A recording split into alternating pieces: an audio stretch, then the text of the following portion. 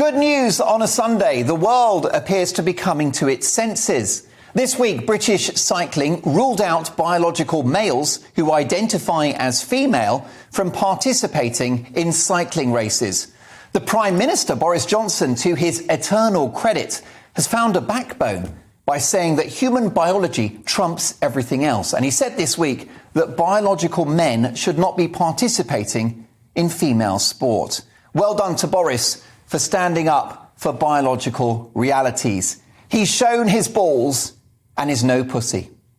The female public will look kindly on Boris Johnson when it comes to the next election, particularly when his counterpart, Sir Keir Starmer, has proved unable to define what a woman is. In the end, the truth that there are just two biological sexes will always get through, like water on a leaky roof. I think the participation of Leah Thomas in a US swimming tournament was a turning point. A biological male, still rocking a Speedo full of penis and testicles, thrashing female athletes in the pool, breaking records and towering over his female counterparts on the podium. Take a look at this image. I think it tells its own story. This, I think, is when a lot of people woke up to the madness that's going on. This is the moment, I think, when the issue was no longer abstract and people could see the real-world consequences of yielding to this madness and hoping it will go away. Now, I'm super pro-trans and have many friends who have been on that important and joyous journey. And you should identify as you wish and be respected and loved for that. But you cannot have biological men in rape crisis centres, in female changing rooms, in women's jails, or in women's sports. Going along with the trans ideology, which challenges the idea that there are two biological sexes, has been the moment that humanity jumped the shark. People stating scientific facts, like the world's greatest author, J.K. Rowling, have been criticised for their views. This great writer has regularly been thrown under the bus by an actress that she made a star and millionaire, the Harry Potter actress Emma Watson. Take a look. What would you say to those people who would have an issue sharing a public bathroom with men? Oh my goodness. Say, that's another human being. Oh my goodness, oh my goodness. If it wasn't for J.K. Rowling, the only lines that Emma Watson would be delivering are, "Do you want fries with that?" It's not a view or an opinion that there are just two biological sexes.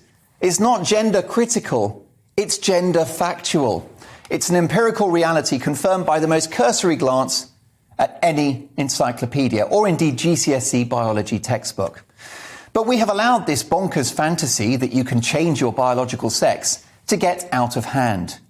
It has begun to severely impact women's rights, for which they have been fighting hard for centuries. This concerted effort to erase women and female identity is, for me, just another example of men bullying women all over again. It's misogyny in a dress, sexism in a bra, and patriarchy in heels.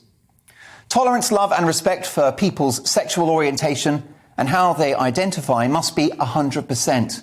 I am a libertarian. Anything goes for me. I made a Channel 4 documentary about Dennis Avner, a man who believed that he was a cat. Fantastic guy, and I say go for it. Knock yourself out. You're a cat, no problem. Scratch the carpet, purr, cough up balls, each to their own.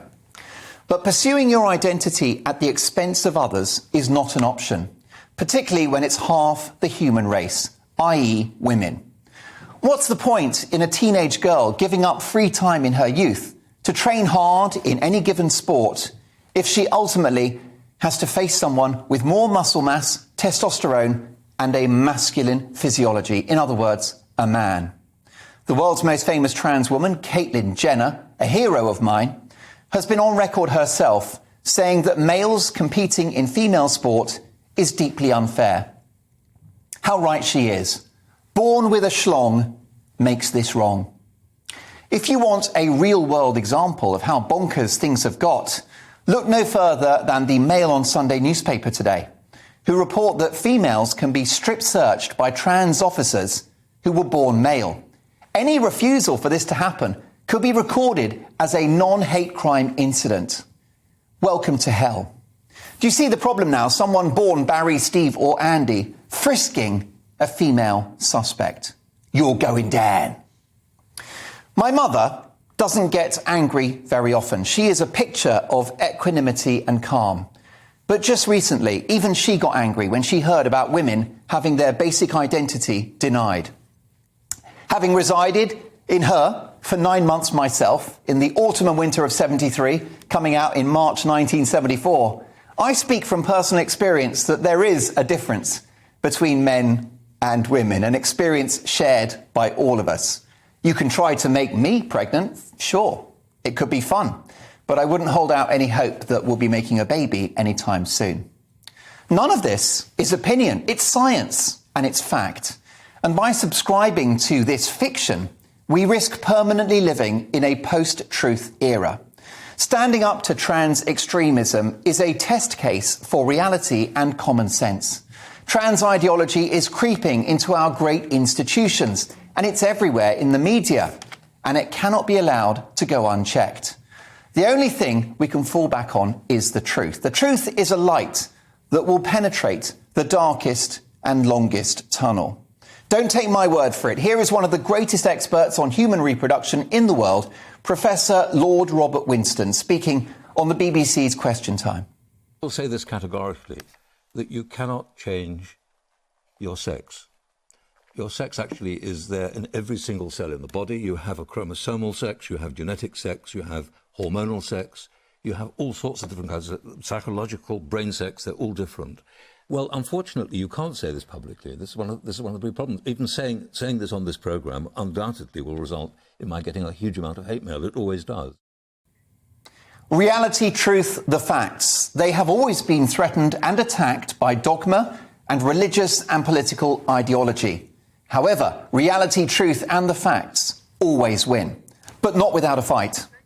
So to all of the women watching this show tonight, I fight with you, I stand with you, and I've got your back.